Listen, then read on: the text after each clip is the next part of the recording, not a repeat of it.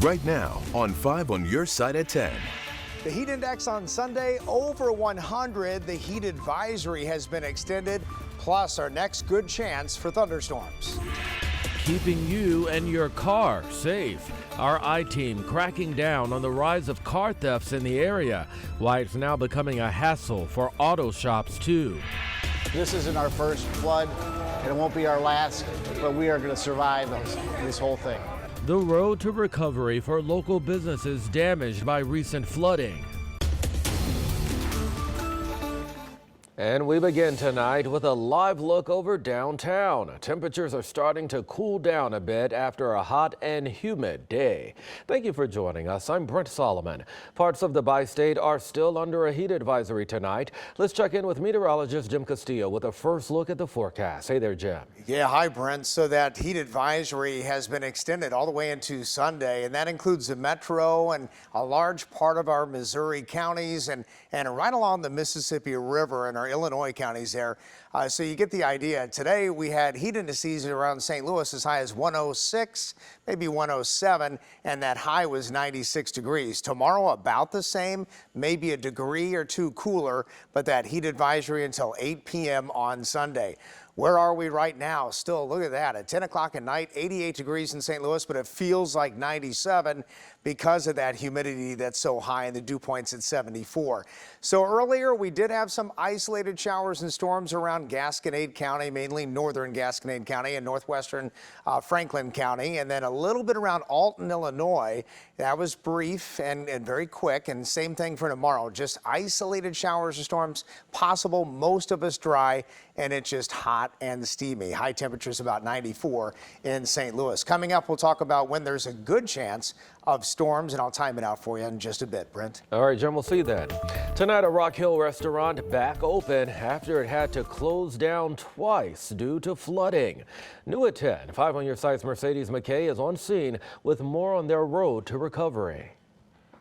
We're in the basement of Trainwreck Saloon, where the historic rainfall completely flooded this basement. Just 2 weeks ago, we actually would have been completely underwater. Floodwaters went all the way up here and up the stairs. Now take a look at this.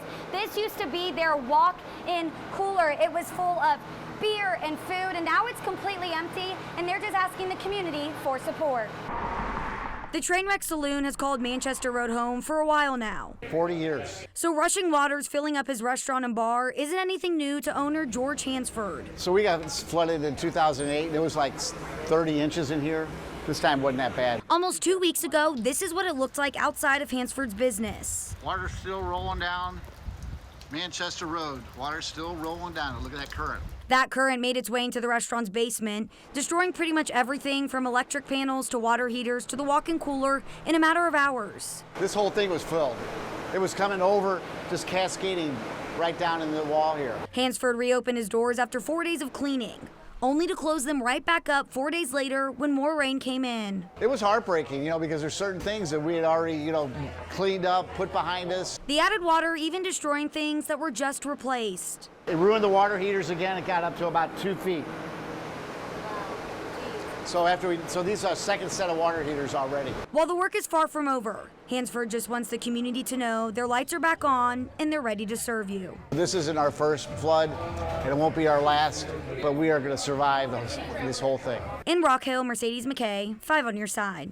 And the business owner is still waiting on the basement to dry out. None of the damage there was covered by flood insurance.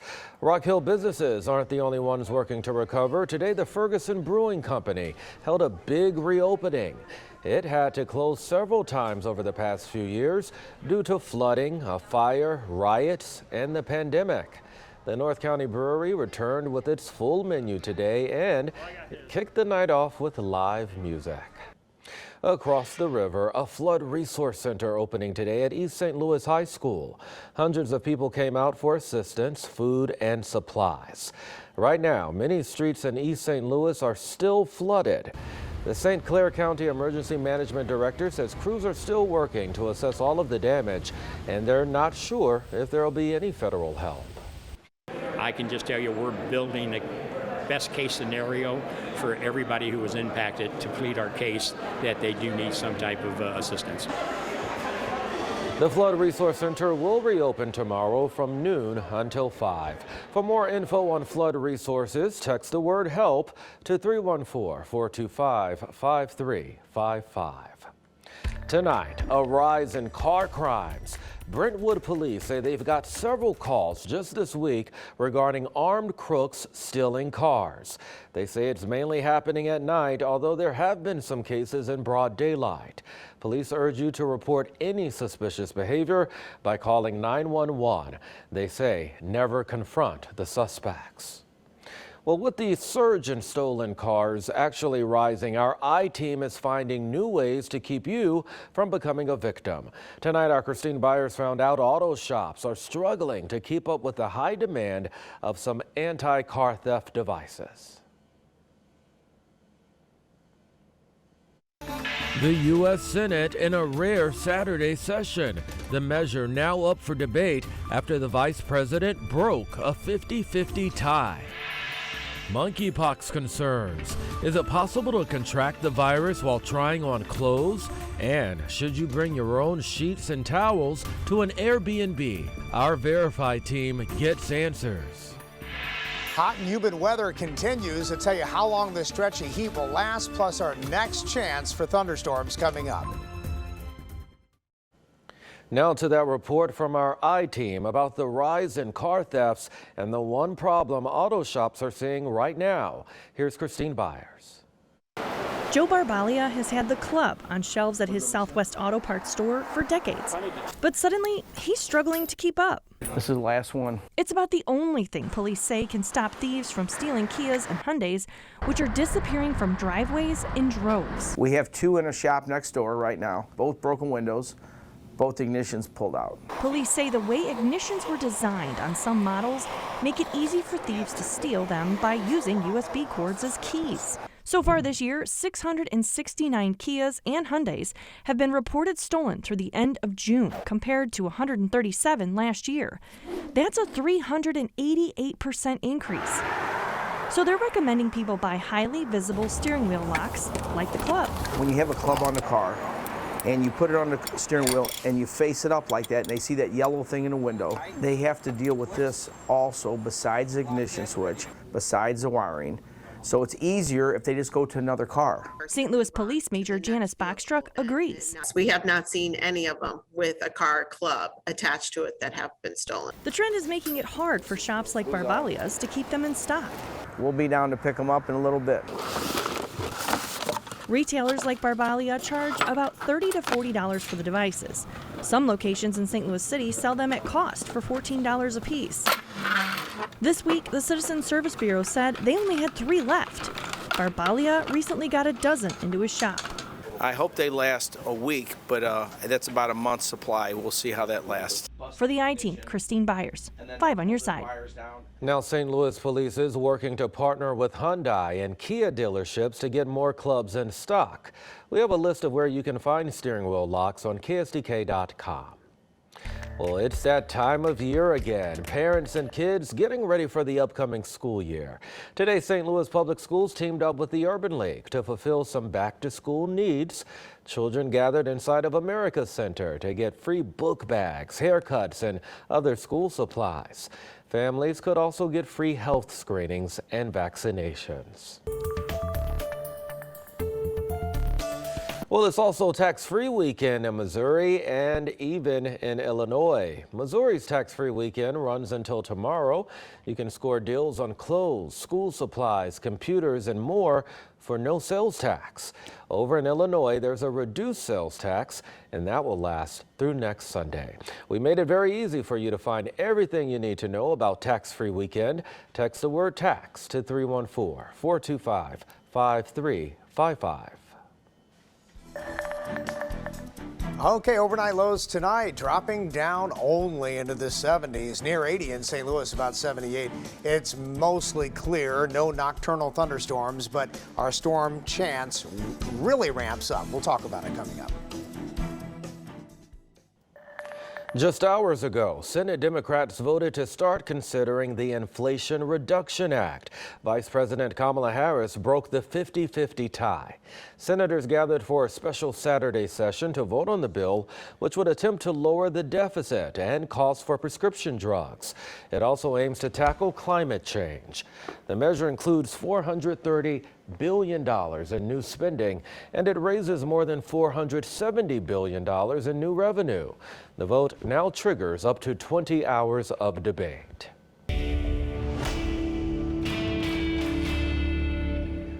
With monkeypox now a public health emergency, it has many people wondering just how contagious it really is. Ariane Daytel and the National Verify team verifies if it can spread through touching contaminated clothing. You just booked your Airbnb. Should you consider bringing your own linens and towels? Tweets like these on social media claim that people can get monkeypox by touching clothing, bedding, and towels that have previously come into contact with a person who has the virus.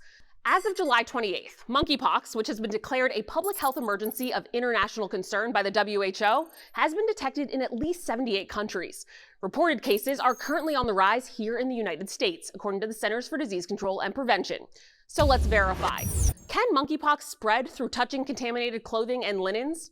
Our sources are the Centers for Disease Control and Prevention, the Environmental Protection Agency, the New York City Department of Health and Mental Hygiene, Dr. Ilham Messaoudi Powers, chair of the Department of Microbiology, Immunology, and Molecular Genetics at the University of Kentucky College of Medicine, and Dr. Stuart Campbell Ray, vice chair of medicine for data integrity and analytics in the Department of Medicine at Johns Hopkins Medicine. Monkeypox transmission most often occurs through direct contact with a rash or sores from someone who has the virus. But people can get monkeypox by coming into contact with clothing, bedding, or other items used by an infected person, according to our sources. Dr. Ilham Messaoudi Powers says the act of putting on clothes and removing them can scrape the skin. So if somebody with active monkeypox lesions tries on clothes and then somebody else tries them afterwards, there is a chance they can contract monkeypox. She says the same logic applies to linens and towels. So we can verify, yes, monkeypox can spread through touching contaminated clothing and linens. According to both Drs. Messaoudi Powers and Dr. Stuart Campbell Ray, contaminated clothing and bedding should be cleaned thoroughly to avoid transmission. Both the CDC and the New York Department of Health say running a laundry cycle with detergent on the hottest setting should be enough. With your Verify, I'm Ariane Daytel. And if you have something you'd like us to verify, you can email us at verify@ksdk.com. Time now to get a check on your weather forecast. For that, Jim Castillo standing by. Jim, more heat on the way tomorrow. Yes. Hi, Brent. You know, it's amazing tonight. Cardinals did so well in all that heat and humidity. And the energy downtown is really amazing. And no thunderstorm activity, and we weren't expecting any around St. Louis today, which is great. There's isolated cells out there, but they were to the west of us. So the camera's shaking a little bit. There's a little bit of a breeze going on. This is looking toward the Arch and Busch Stadium. 88 degrees right now, but it feels more like 97 at this hour. So that high humidity. 96 the high today and 78 for that overnight low, both above the averages of 89 and 71. And no precip today, but right around Gasconade County and Northwest Franklin County, you saw these cells bubbling up here right around Herman, and one tiny one right there around Alton, Illinois. And that is about it. The rest of us stay dry. So the same type of weather is going to plague us tomorrow. So shower storms are possible, and again, mainly isolated around us. Right now we're at 88 degrees, but we'll get a better chance of storms as this front slowly sags our way, probably overnight tomorrow night and into Monday. It probably won't reach us until Monday. So ahead of that, you get this heat and humidity. The high heat will continue tomorrow. In fact, it's going to feel well into the low 100s, maybe even 105, 106 around St. Louis in the afternoon. And that heat advisory continues until 8 p.m. So the heat index around St. Louis tomorrow, way up there, about 98 by 11 a.m. and 104 at 1 o'clock, 106 at 4 o'clock, and about 100 at 6 o'clock. So we will cool off as we head toward the end of the week, but it's still very humid as we head into not only Sunday, but Monday. And like I said, that front's very slow to get down here. So isolated cells in the Futurecast tomorrow, and then we'll watch Monday. It becomes a little bit more widespread in that chance of seeing some heavier showers and storms in here. We're not expecting severe weather, but definitely a chance of some very heavy downpours. So a ½ inch to 2 inches of rainfall, very possible. Something we'll keep our eyes on as we head into Monday night, and into early Tuesday. Rain chances come to an end early Wednesday, and we cool off and we dry it out a little bit. 88 for Thursday. It's sunny. Friday, 85 and sunny. And next weekend does look dry. 87 and 89. Yeah, some areas don't need any more rain, Jim. No, we sure don't. We could use a big break. Yeah. All right, thanks for that update. Well, we have Hannah now with sports. Well, listen, what a night. The fans showed up at Busch Stadium tonight, and Jordan Montgomery was making his debut on the mound for the St. Louis Cardinals. So we have all of that coming up tonight with the biggest updates next in sports.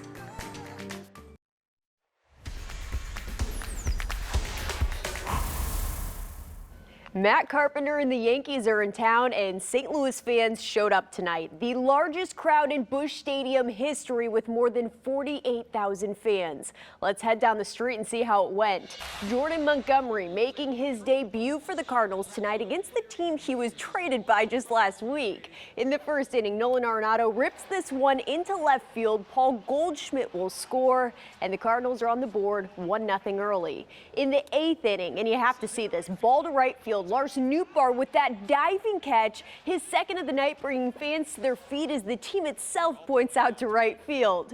Montgomery only allows 2 hits, 1 walk, no runs through 5 innings tonight. The Yankees haven't lost 1-0 since 2020, but guess what? They did tonight.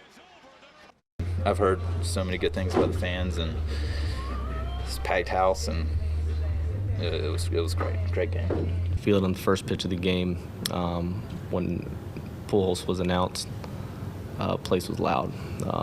The atmosphere over the last couple of nights has been unbelievable, and our guys not only appreciate it, but they feed off of it. It's been good.